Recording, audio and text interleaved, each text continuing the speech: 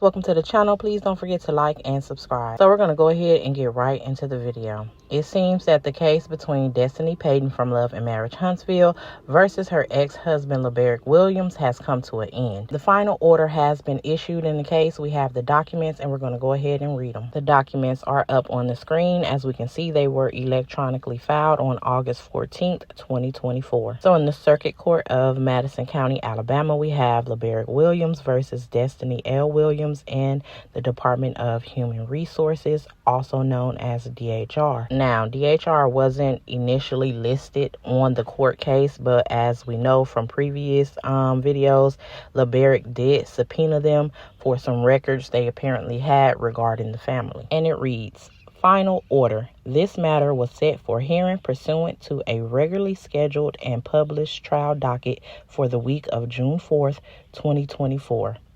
At the call of the matter for trial, both the plaintiff, LeBerick Williams, appeared along with his counsel of record. The defendant, Destiny Williams, appeared along with her counsel of record.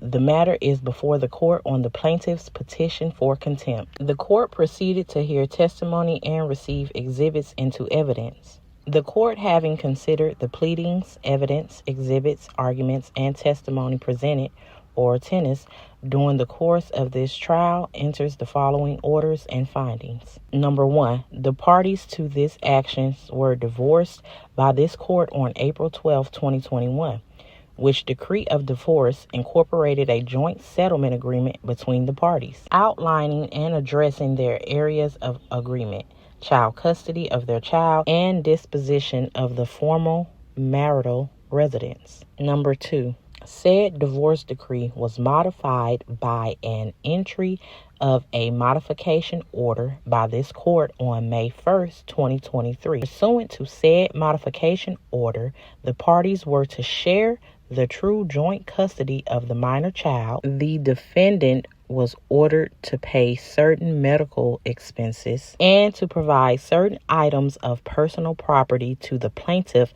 that were awarded to him in the divorce decree. The modification agreement stated that upon any further instance of contempt committed by a party and the filing of a petition before this court thereon, the parties may revive claims of contempt made in this action for final disposition in any subsequent action. Contempts are characterized as either civil or criminal. Civil contempt seeks to compel or coerce compliance with orders of the court, while a criminal contempt is one in which the purpose of the proceedings is to impose punishment for disobedience of orders of the court. The sanction of a civil contempt continues indefinitely until the contemptor performs as ordered. A critical distinction is that the sanction for a criminal contempt is limited in Alabama district and circuit courts to a maximum fine of $100 and imprisonment not to exceed 5 days. This matter was stayed for a period of time as a result of the defendant's filing of a bankruptcy petition. Since that time, the marital home has been sold. The court is very familiar with the parties and has had more than the usual number of hearings and contact with litigants. There have been repeated difficulties in co-parenting following orders and general antagonistic behavior. There were difficulties selling the marital residence, making mortgage payments, and making the property presentable. The defendant has participated in talk shows and discussed the plaintiff despite her agreement not to do so. The defendant has been late to drop off or pick up the minor child. Plaintiff alleges that the defendant withheld the minor child. However, it appears that the plaintiff's birthday and Thanksgiving holiday schedule conflicts, or at least it did on one occasion. The court's holiday schedule and parenting time is not perfect, and the court would expect parents to resolve these issues, but clearly the parties here are unable to do so. The court will not hold a parent in contempt for ambiguities or conflict in the custody schedule. However, the failure of either party to respect custody schedules and arrive late to exchange the minor shall be considered by the court in any matters addressing custody of the minor child in the future. Based upon the testimony of the parties and the exhibits introduced, it is ordered, adjourned, and decreed as follows. Pause, you guys. This judge is tired of them, and that's in my opinion and how I'm reading, especially in this paragraph. He says the court is very familiar with the parties and has had a more than usual number of hearings and contact with the litigant. Yeah, they real tired of them. They like, y'all can't co-parent. I don't know why y'all can't get along. We're gonna hop right back in so we can see what was ordered. And it says, number 1, the defendant is found to be in willful civil and criminal contempt for her violation of the provisions of the decree of divorce, which provides as follows. 12C. The parties hereto do hereby covenant each with the other the following. Number 1, that each shall refrain from any and all words, conduct, deeds, and activities which are intended or calculated to interfere with, abuse, embarrass, or intimidate the other. Number 2, that each would respect the privacy of the other from and after the date hereof. Number 2, the court finds that the defendant willfully and contemptuously failed to pay her share of the minor child's medical bills as required for 3 separate visits. Number 3, the court finds that the defendant willfully and contemptuously failed to pay her share of the HOA yearly fees on 3 separate occasions as required by the divorce decree. Number 4, the court finds that the defendant willfully and contemptuously interfered with attempts to sell the marital residence, including removing for sale signs. Number 5, the court finds that the defendant willfully and contemptuously failed to pay $5,000 in attorney fees as required by the modification order entered by this court on May 1st, 2023. Number 6, the court finds that the defendant, Destiny Williams,